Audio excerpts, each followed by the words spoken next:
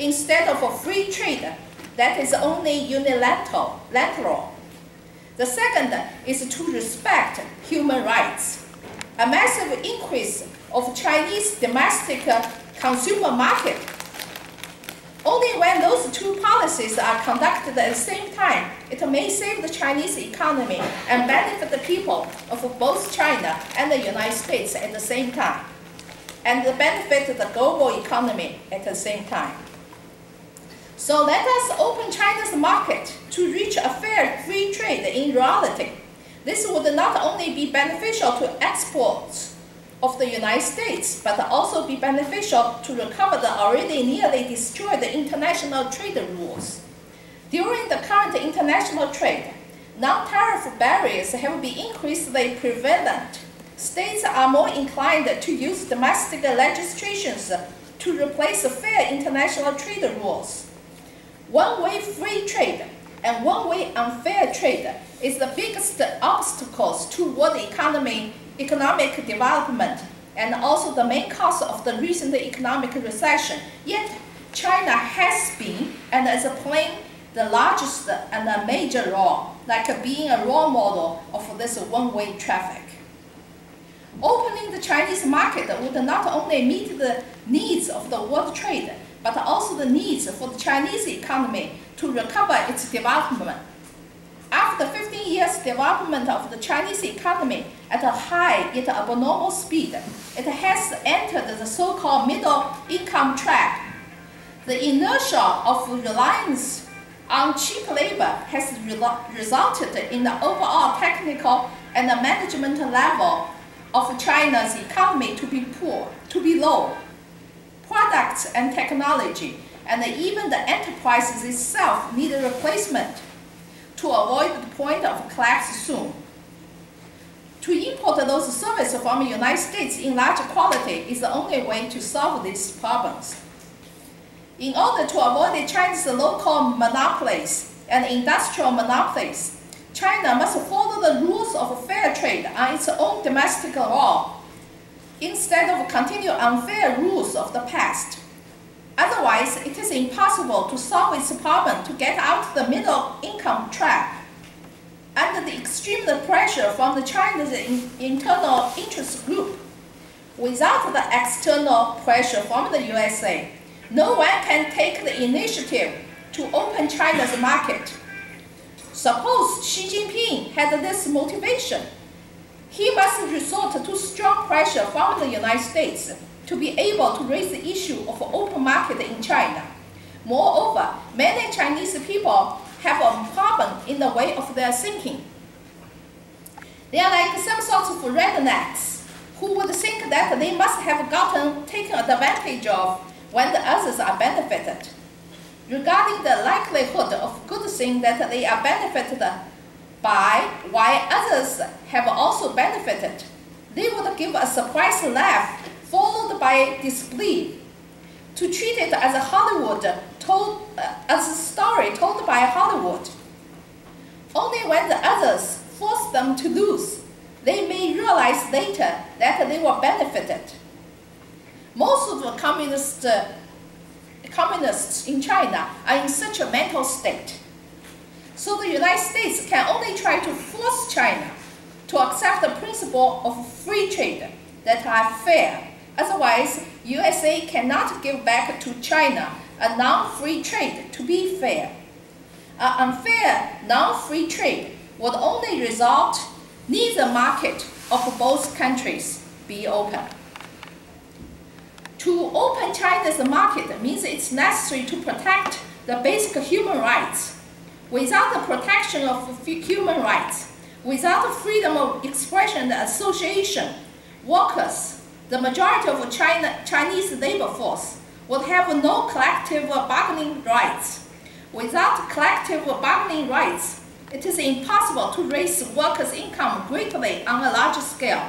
Thus, it is impossible to significantly expand the domestic market inside China, and it is impossible to improve to provide more export markets for US companies. At the same time, it is impossible to solve the plight of China's economy. Some people thought they would open China's market without protecting human rights, including the human rights of the American businessman. However, when there is the promise of no guarantee for human rights, will the goods, the technology, the business, and the management of the USA to be successfully settled in China? Look at those enterprises and businessmen who leave China like Abby tide. One would be able to draw a conclusion. This will not be good to either American business or their businessmen.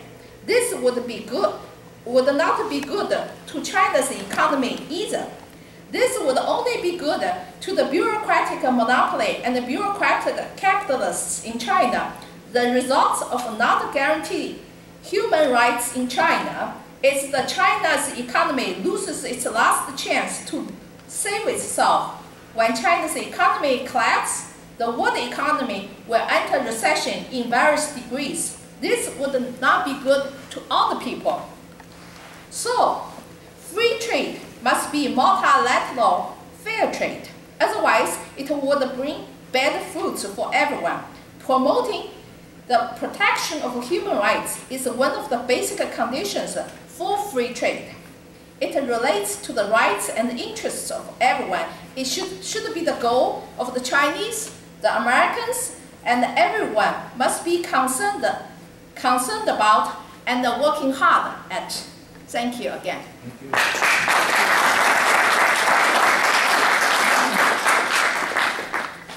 So would you please, Mr. Wei, would you be pleased to take your questions?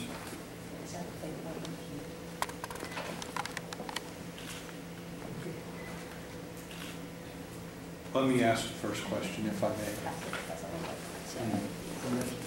Do you think it's possible, with all the overcapacity in China, with the economic growth that's gone on, which in many cases is stolen from the United States and other countries, is it possible for the Chinese leadership to manage the transition without collapsing? Or do you see a collapse in the future if they really make an honest effort to open the market?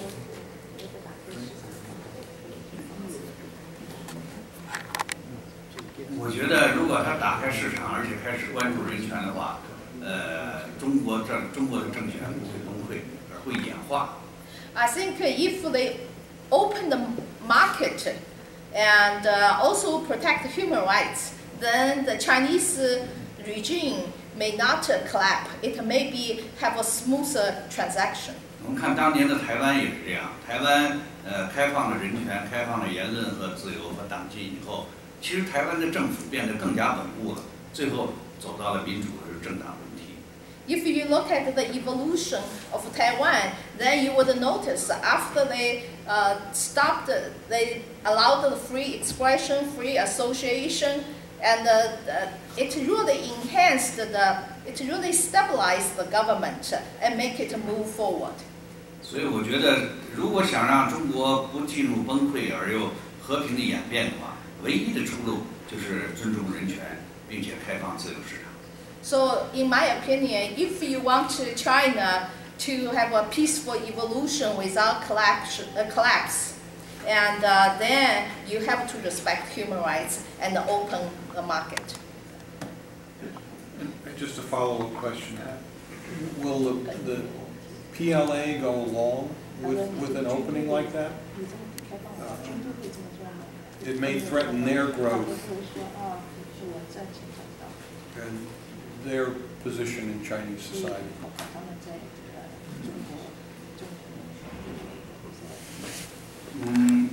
我觉得这方面台湾的经验就不太适用。I guess in this aspect, the experience of Taiwan seems not quite suitable. 因为台湾在国民党去了台湾以后，他的军队已经完全变成国有的军队。那么军队可以在政治变化、在政党轮替中很平稳的、很安全的度过。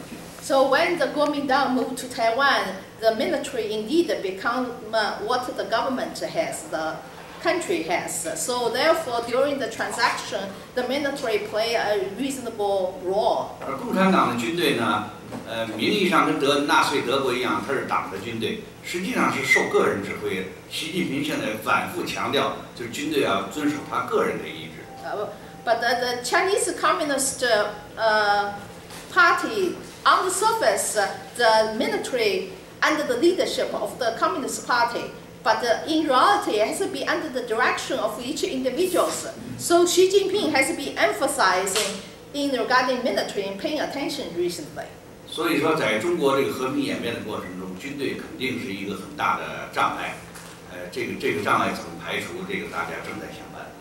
So it will be for sure the military will be a big obstacle during the peaceful evolution of China. And how could we reduce this such an obstacle? That's what we need to think together. 但是另一方面呢，我觉得军队有的时候反而可以成为民主革命的力量。But on the other side, I think the military could also become a forces for democratic revolution. 因为军队其实也是老百姓组成的，那么老百姓对政府的这种不满，在军队里同样在流传着。Because the military is also composed by average people, so the dissatisfied mentality of the people in China is also reflected in the military. 就像100年前一样，当军队开始造反的时候，整个这个国家大厦就崩溃了。So it's just sort of like what happened to China 100 years ago when the military had an uprising, the country started collapse. 所以有好多种可能性。So there was a lot of possibilities. Who else? Dr. Pillsbury. 到底你反对还是你支持 TPP? Use the. TPP 啊。I asked the question about TPP because in Celeste Drake's paper, 我不知道你有没有注意 in her paper in the back, footnote 8, she says the TPP has nothing about human rights, right to assemble, right of speech, free speech, or religious freedom. So one of the reasons looks like AFL-CIO opposes TPP is this lack of human rights language in it. Of course, TPP is so secret, we don't know what it says. You already 你已经决定了吗？你反对 TPP？ 还是还没有决定？我觉得 TPP 呢是这样一个故事。I think TPP is a story like that. 就是美国队和中国队在一个球场上打球，但是中国队从来不遵守规矩，那么美国队很吃亏。So it's like there is a team playing in a game, one American, one Chinese, and they play the ball games.